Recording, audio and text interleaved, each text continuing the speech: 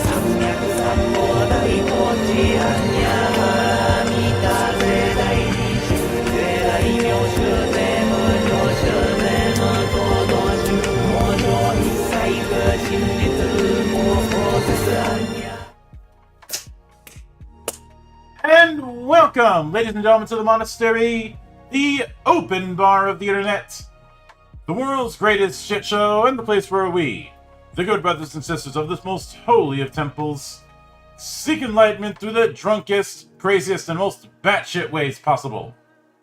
I am your one and only gaming monk, better known as Mildra, and with me, I have a newcomer into the temple, coming to us as part of the Evil Genius Games universe, the lead developer of the Return of the Living Dead TTRPG, coming in right alongside the 40th anniversary of the original Living Dead film, the one and only Nick Lowe. How you doing today, man? Yeah, I'm good, thank you. Thanks for having me on. Yeah, thanks for coming on and braving time zone hell. So, a tradition around here is opening with the humble beginnings, in a sense. So with that in mind, I'd like you to walk me through your first introduction to role-playing games and what made it stick. The very first role-playing experience I can remember is the Steve Jackson Fighting Fantasy Choose Your Own Adventure books. Mm-hmm. They were around when I was a kid, so we're talking back in late 80s. Oh, yeah. And before I got into actual role-playing proper, I was really into, Fighting Fantasy books and Hero Quest. Mm-hmm.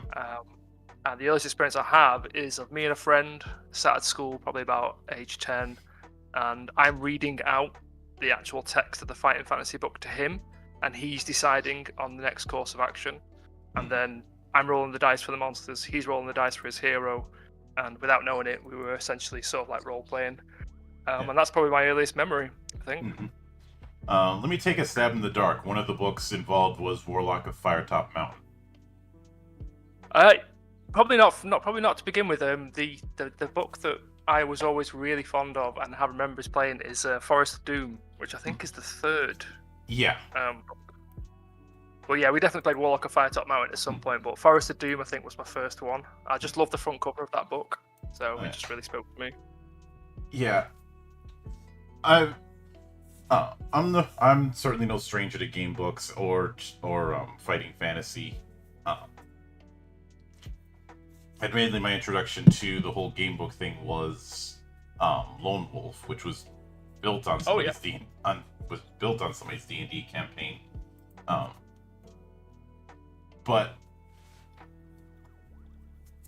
of course, in the process, I ended up looking up a bunch of what Livingstone had done, including Death Trap Dungeon.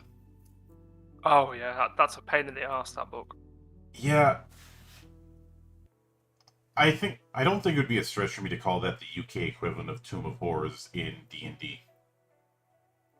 Right, I got you. Okay. Yeah, it is just an absolute nightmare. Yeah. I'm not sure if it's the same origin story, since Tomb of Horrors was basically Gygax's playtesters pulling a Frank Zappa's Black Page. Think, oh, these are getting too easy. Can you make something harder? Never ask that. Right. Yeah, it seems almost like an overcompensation for what came before, really. You're going to get what you asked for. The problem is you're going to get what you asked for. So, with Return of the Living Dead, obviously this is built on the back of the franchise that Night of the Living Dead started with. Right. And being done for the 40th anniversary. Let me get the first thing out of the way. Is this project a standalone thing, or is it built on as an expansion to Everyday Heroes? Right, yeah. So it's a cinematic adventure. So it's very similar to the previous products like Highlander and The Crow. Mm-hmm. I think the main difference is that we're actually, for this book, we have 4 adventures rather than 1. Mm-hmm. I think the other books all come with 1 adventure. Mm-hmm. So we've got 4 adventures. Each one is set in a different decade because we really wanted to sort of examine how trioxin, this chemical that creates zombies, has sort of had an impact throughout history. Starting with the 1960s when it was first created, and then going all the way up to like present day. Yeah, I do remember in some of the notes that I got sent in preparation. There was an acknowledgement that there's a bit of a timeline contradiction versus when things happen in the film, as opposed to when things are claimed to have happened by Romero and by some of the stuff that got changed. Yeah, there's there's a very sort of minor sort of discrepancy, really. So the conceit with Return of the Living Dead is that Night of the Living Dead is a film that exists in that world, and it's the film that we know. The only difference is that the film was actually based on a real event that happened involving zombies, and the film Night of the Living Dead is supposed to be this sort of a movie based upon those real world events. And the conceit there is that Night of the Living Dead was released in 1968, and the incident that influences Night of the Living Dead was actually spoken of being occurring in 1969 in Return of the Living Dead. That creates the discrepancy. However, the original script for the film puts that date to 1966, which would very cleanly line up with Night of the Living Dead coming out in 1968. Yeah. But for just keeping in canon with the 1985 movie Return of the Living Dead, we're keeping it as 1969. So there is a sidebar in the book that discusses this little sort of discrepancy, and games masters are perfectly free to change anything they wish. But yeah, it's just there. I don't know why it was changed from the original script, but yeah, it was.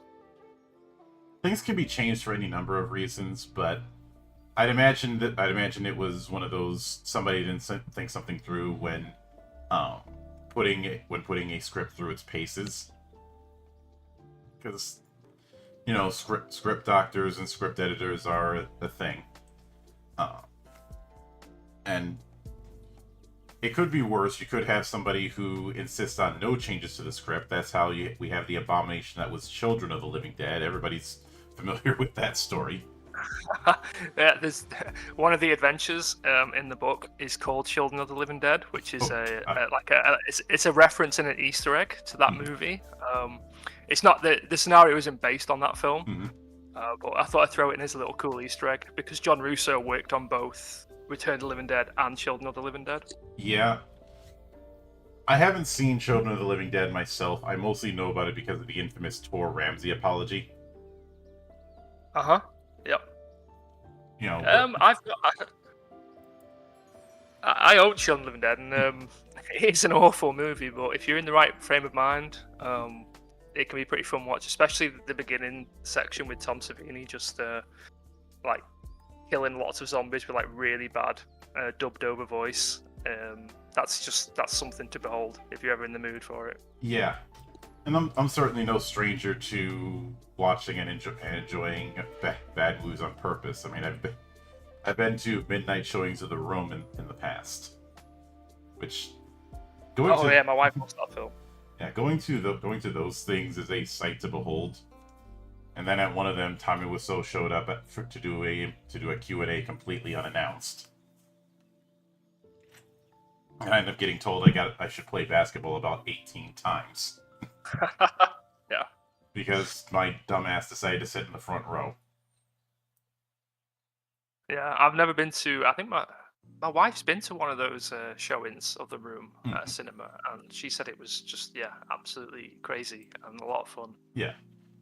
So, with that kind of thing in mind, one of the big things is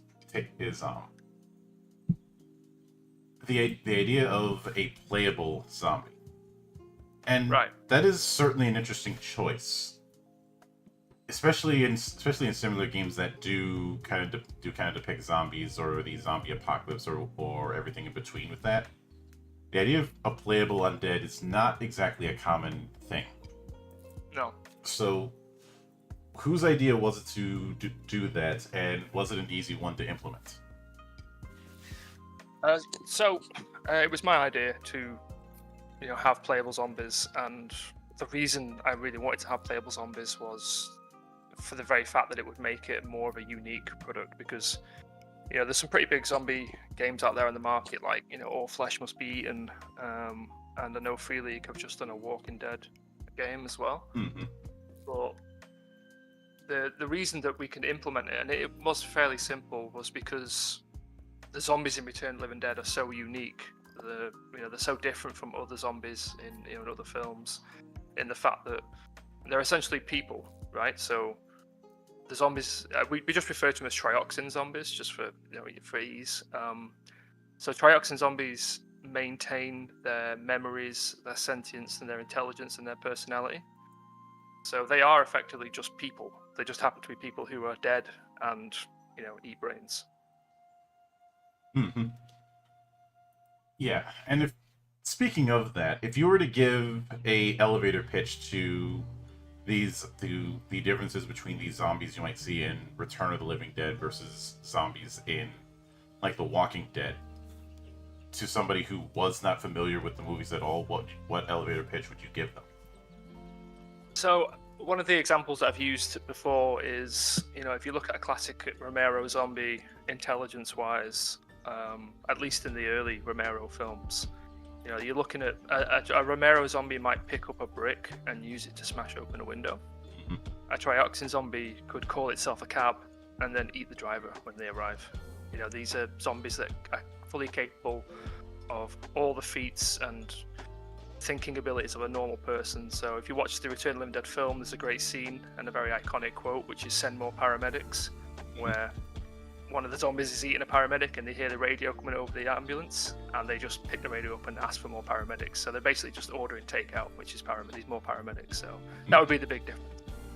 Yeah, and I think it's important to make that distinction because a lot of people, because of years of just running feral kind of zombies, what would be considered the hungry dead in some mythologies, we've had that for decades.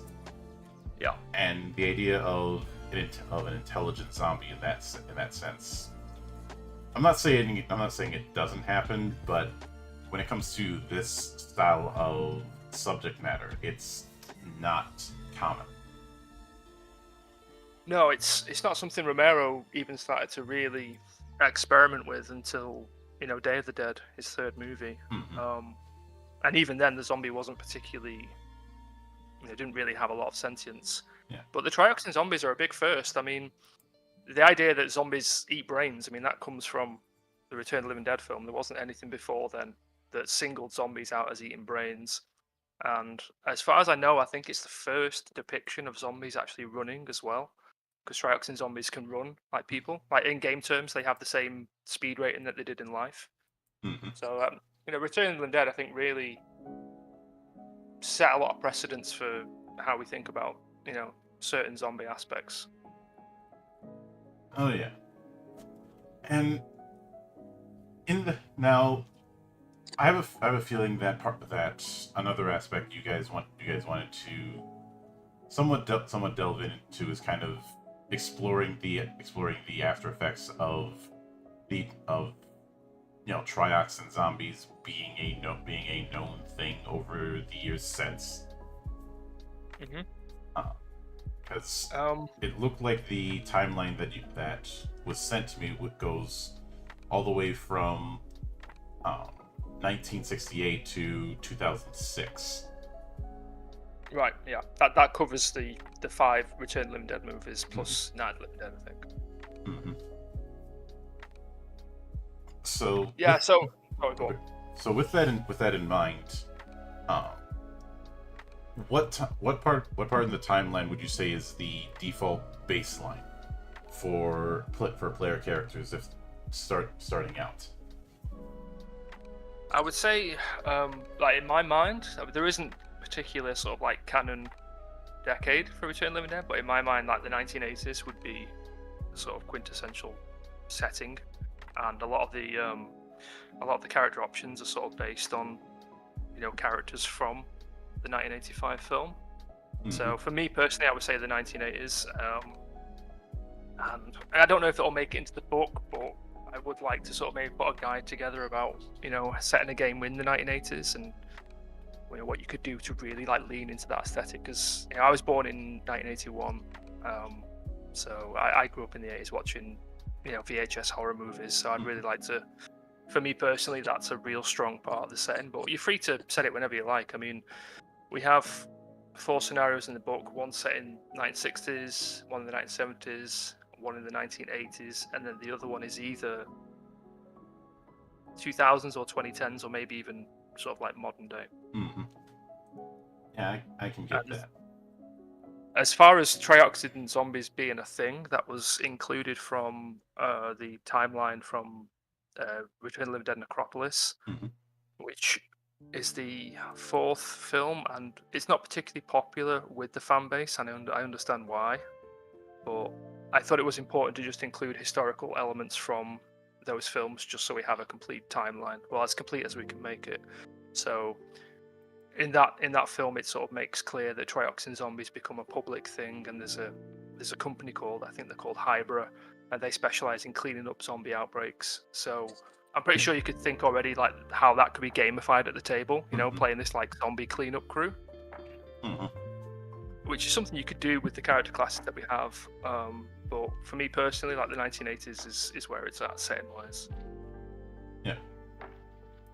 And I suppose if I was to do that kind of cleanup crew, I'd set them up in the style of a raid of like the raid you would see from a SWAT team or the like, or a group of exterminators. Yeah. Uh, Yeah, I mean, the beginning of Dawn of the Dead would be a great sort of example for a zombie game. This SWAT team that's sent in to clear a housing block of zombies, that would be a great setup. Mm-hmm. For whatever reason, I have this image in my mind of combining aspects of that with the movie The Raid. Yeah, absolutely. Yeah.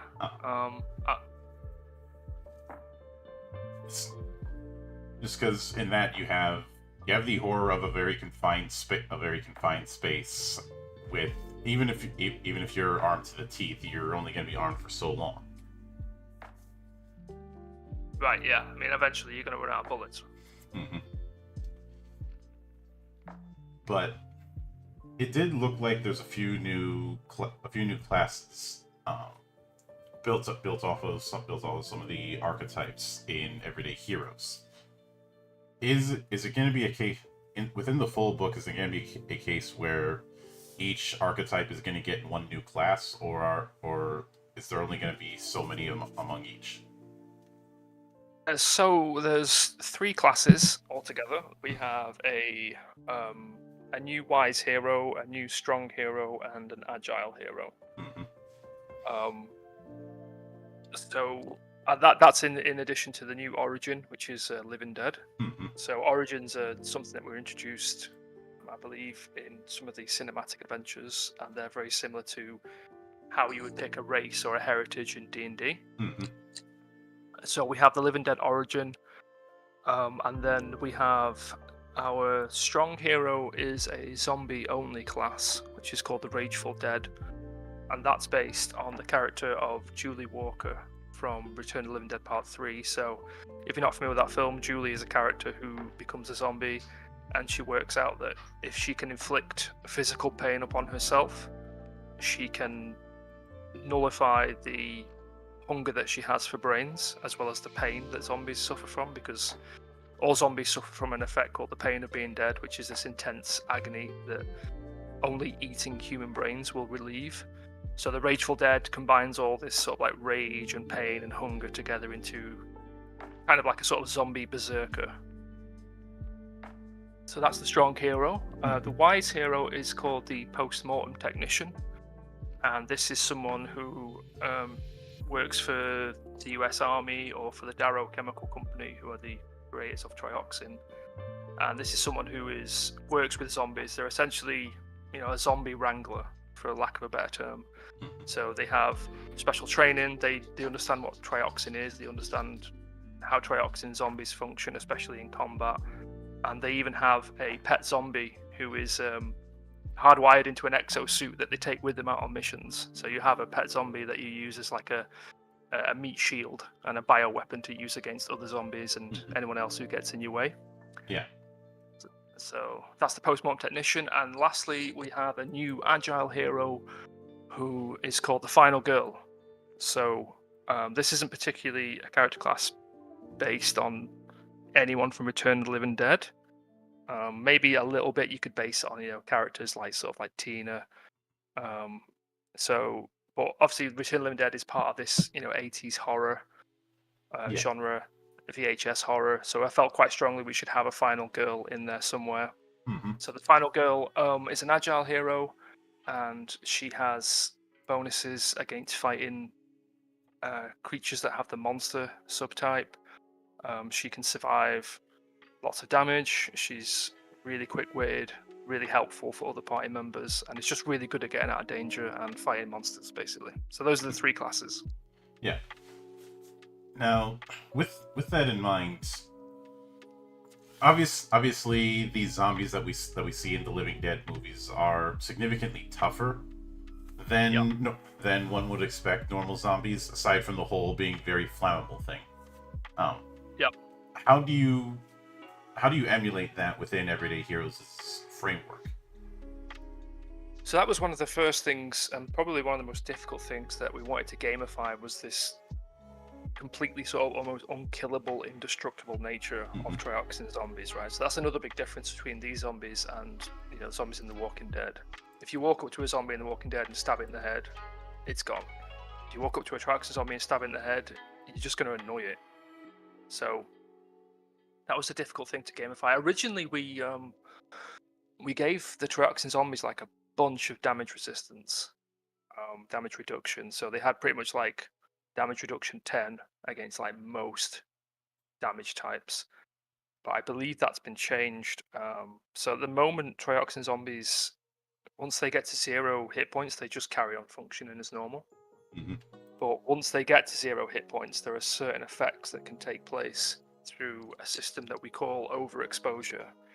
So overexposure happens when a zombie reaches 0 hit points, or also if you score a critical hit against a zombie. And what it really means is that depending on what damage type you're using, something can happen to the zombie stat block that causes it to change. So to give you an example,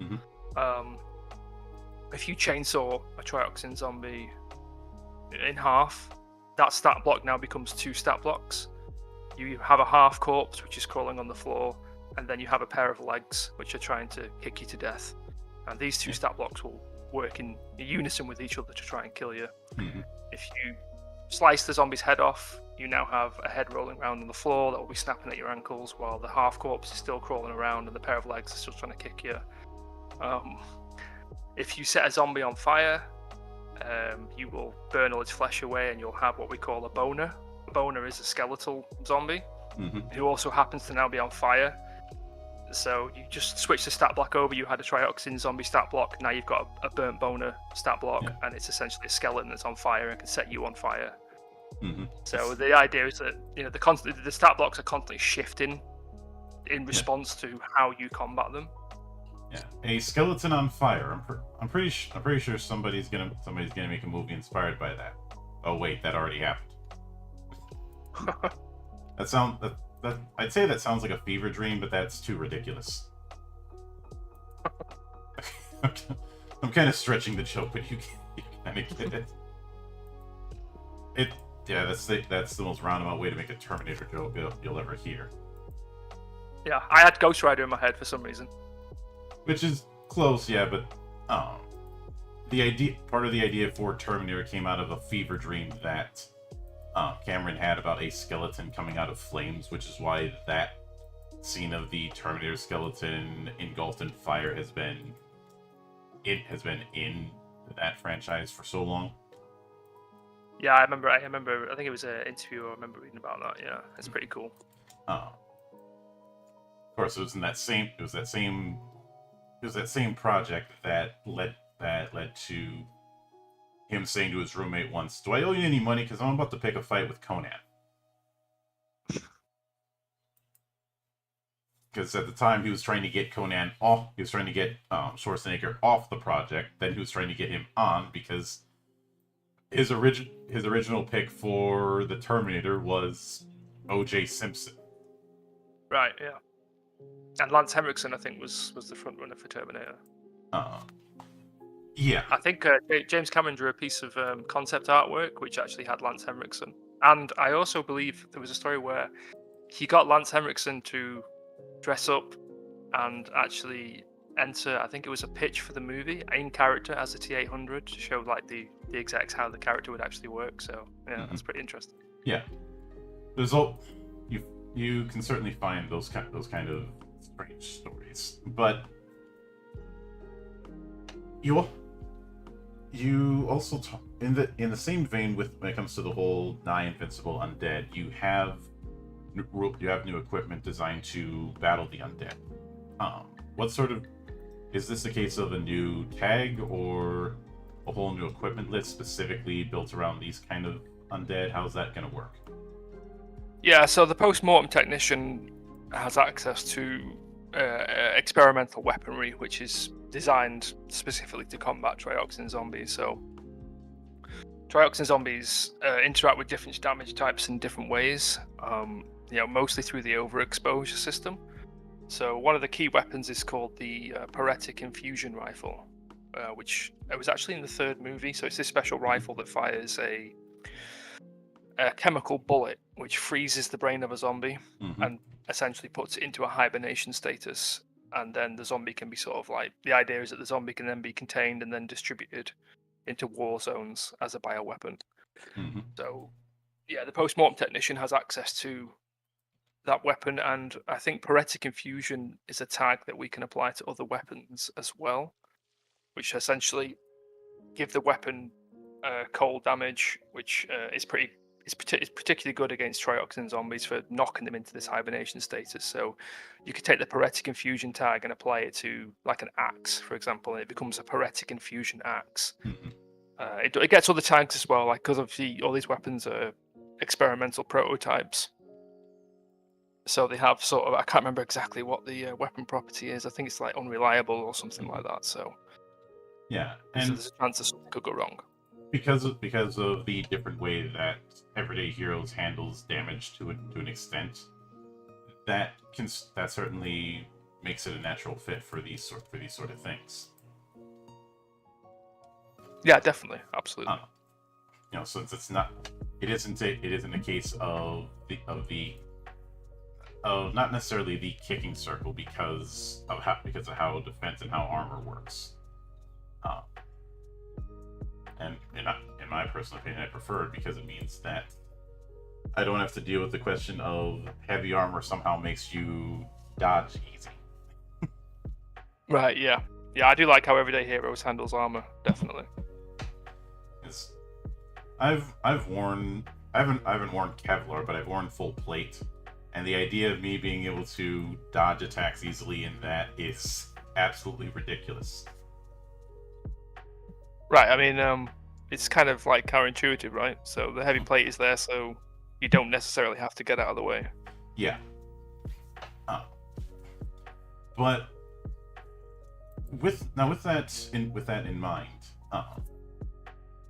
I believe there's also you kind of hinted at this with some new feats, including the fact that each of the new classes is getting some multi-class feats, so people can dip into those classes. Yeah. When it came to the classes that were going to get multi-class feats, were any of them easier to put in than others? I can't really remember any feats being particularly more tricky than others to put in. All right. It was just, I can't think of anything that was particularly difficult to implement as a multi-class feat at all. Yeah. And I suppose there's one elephant in the room I should address. I know some people hate the remake that Snyder did, but I have to ask the question: when it comes to vehicles, are you planning on putting in that truck? Oh, the big souped-up zombie truck. No. Mm-hmm. All right. No, there are a couple of new vehicles. There's a paramedic ambulance, and I believe there's a hearse as well. Mm-hmm. We have one of our scenarios where a group of zombies have actually hijacked a hearse and are using it to chase survivors around town. So there's a hearse and there's an ambulance. But I mean, Dawn of the Dead is part of a different franchise, really. So I didn't really want to take too much from outside of Return of the Living Dead. But, I mean, I love those zombie trucks just as much as anyone else, though. So they are cool. Mm-hmm. Yep. And with that in mind, when it came to making trioxin a full-on substance, uh, how easy or difficult was that to essentially gamify that and the process of zombification? Yeah, trioxin. The way it's presented in the films is particularly deadly. As in, once a living person's exposed to it, they essentially become a zombie, and any amount of trioxin will revive a dead body. So obviously, this being a game, we like to give players the chance to at least avoid trioxin if they can. So we have trioxin comes in two forms. We have direct trioxin and indirect trioxin, and both have a different DC to save against. Direct trioxin is trioxin in its purest form, whereas indirect trioxin is trioxin that's been somehow filtered or changed through the environment. So the classic example is trioxin rain. So this is trioxin that's got up into the atmosphere and is now causing acid rain to seep down trioxin rain.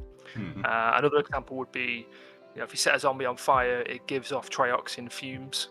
So these would be examples of indirect trioxin, which is, it can still cause you damage, but it won't zombify the living. But any amount of trioxin, whether direct or indirect, will animate a dead body. And sorry, go on. The idea of trioxin raining down is certainly a terrifying prospect. Yeah, it's a big part of the movie, and without giving too much away, it happens a lot in the 1969 scenario that we have in the book. Trioxin rain is the big part of that. Yeah. The process of zombification is it's a condition, so it's similar to the exhaustion condition. So it has levels. It has 6 different levels, and those levels are roughly based on the stages of death that a dead body experiences, such as rigor mortis, blood pooling up in the body, and things like this. The only difference is that you stay conscious during that process, so you are essentially experiencing the 6 stages of death, but as a living, conscious person. And then once you get to level 6, you turn into a zombie. It happens in about 3 hours. Yeah. And it is interesting to go with that, since I think a lot of people, when they think of zombification through a bite or something like that, they think of the process being a matter of minutes. Right. Yeah. No, I wanted trioxin to take longer, because it does in the actual in the movies. Like, once the main characters are exposed to trioxin, it does take them a while to actually become zombies. So I wanted to give players, a good amount of time to really wrap up anything they wanted to do before they became a zombie. And it's a good role-playing experience to go through as well. Oh yeah. Since you brought up the modules, obviously I'm not going to have you go through the details of each. That would be a bit spoilery. But okay. Instead, I'd like to hear what some of the general tones and themes of each, as well as the timeline position of each of the modules, is going to be. Okay, yeah. So I'll do them in sort of like decade order, starting with the earliest one. So the first scenario is called Typical. Can I swear on this? Yes. Yeah. Okay. Right. Okay. So the first scenario is called Typical Army Fuck Up, which, if you're a fan of the movie, you'll know that's an iconic quote from the film, and that essentially tells you the story of the original 1969 trioxin spill. So this is the event that, in the Return of the Living Dead universe, is what inspired George Romero to then make Night of the Living Dead, having to admit certain details because there was part of like a government cover-up as well. So this scenario takes place in 1969. The player characters are all working the graveyard shift at the VA hospital in Pittsburgh. There have been some experimentations going on in the morgue with the nearby army base, and something happens in the morgue, and the trioxin gets out and then the scenario essentially becomes a massive zombie siege of the hospital and of the Pittsburgh area. There's a lot of Easter eggs in there for people who are fans of Night of the Living Dead. So, without explaining any further, the scenario there's a mad chase to the Beekman Diner in the scenario, and if anyone knows what Night of the Living Dead, their lore, you'll understand what the Beekman Diner is and how that plays into the movie. The thing that I really like about that scenario is that we're using the characters from Night of the Living Dead, like Barbara, Ben, and Johnny, but we're essentially creating what real world versions of those characters. So Barbara, for instance, is the head pathologist at the VA hospital. Ben is a soldier who's resting up at the VA hospital from being injured in training. So we really wanted to take those characters from Night of the Living Dead and reimagine them for the Return of the Living Dead universe. So that was a lot of fun to do. The next scenario is called Children of the Living Dead, which I've given away is obviously an Easter egg for the awful John Russo movie, which is still worth a watch if you like zombies. That is a rural horror game set in the 1970s. That player characters are all like college kids who are going into the woods for a weekend, into a cabin, and they happen to come across a zombie cult that is living somewhere in like rural Kentucky. And the backstory there is, somehow Trioxin entered this small religious community, and they saw it more as a miracle that could resurrect the dead, and the entire sort of cult formed around it. And the third scenario is called Send More Paramedics, and that scenario takes place during the events of the first film. And the player characters all play as paramedics and cops who've been called to the Resurrection Funeral Home and get ambushed by zombies. And then the scenario takes place in a single night, and it's a mad dash to escape Louisville before the nuclear missile hits and destroys town.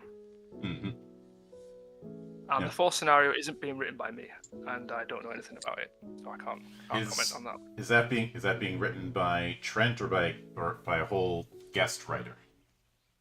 It's not being written by Trent. I believe it's being written by. Oh, bad now. I can't remember his name. His name's Rick, and he wrote I think he wrote an adventure for The Crow, cinematic adventure for Evil Genius. But I don't really know much about what that scenario is going to entail, other than it will be set in a decade after 1980. I did have another scenario in mind, which could end up being a Kickstarter stretch goal or a future project, which was called Romero and Juliet, which is a sort of tragic zombie comedy story. Yeah. I know that there was that one zombie rom-com a while back, but that's a whole other kettle of fish. Oh, Shaun of the Dead. Shaun of the Dead, what was that's close to the mark. That wasn't the one I was thinking of. Oh, okay. I just can't remember the name. I just can't remember the name of it, and it wasn't very good. Like I'd rather watch the Cornetto trilogy than that again.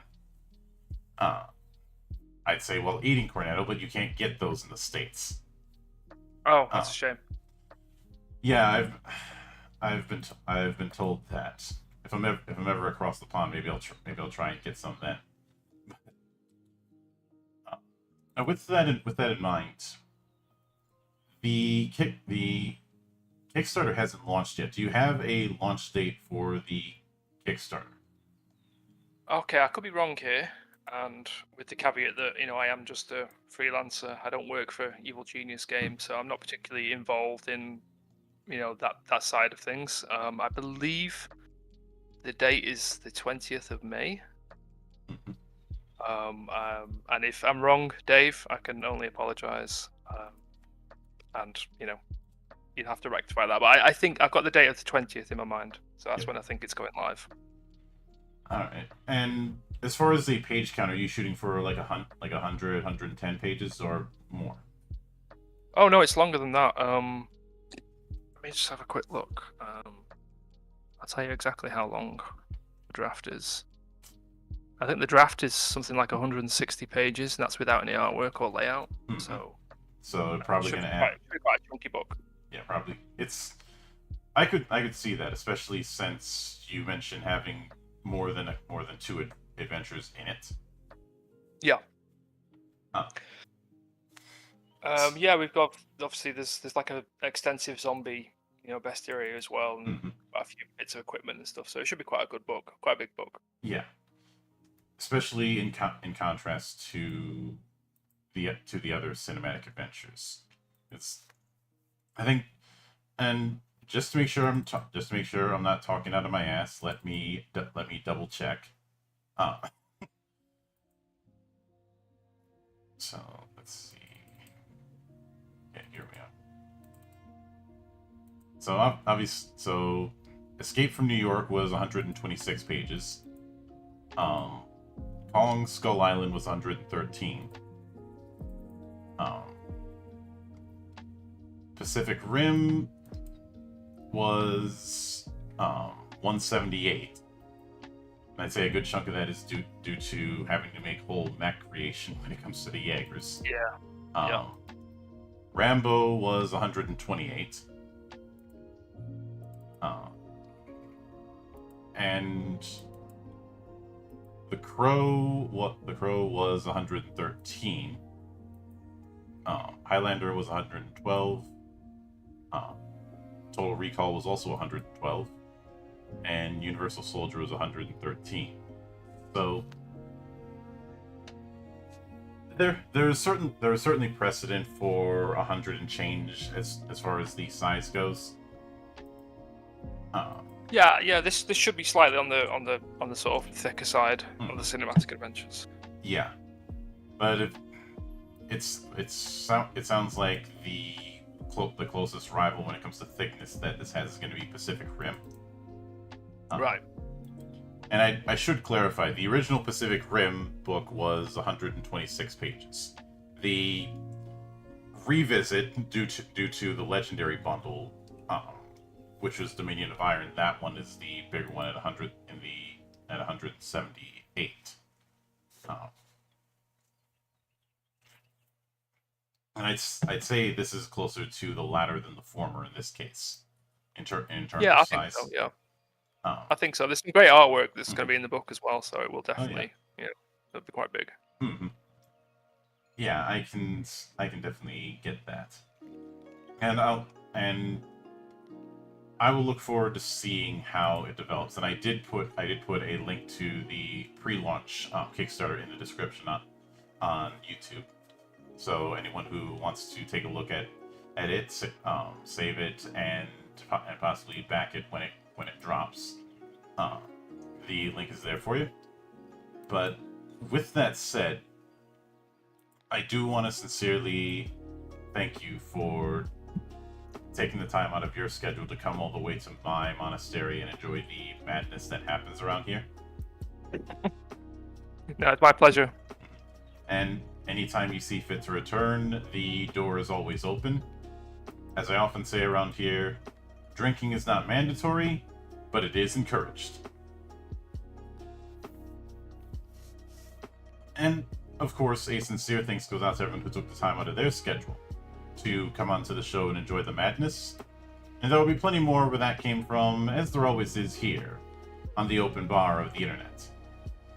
But until then, on behalf of the good brothers present and not present, my name is Mildra, I am your gaming monk. Stay fucking frosty, everybody.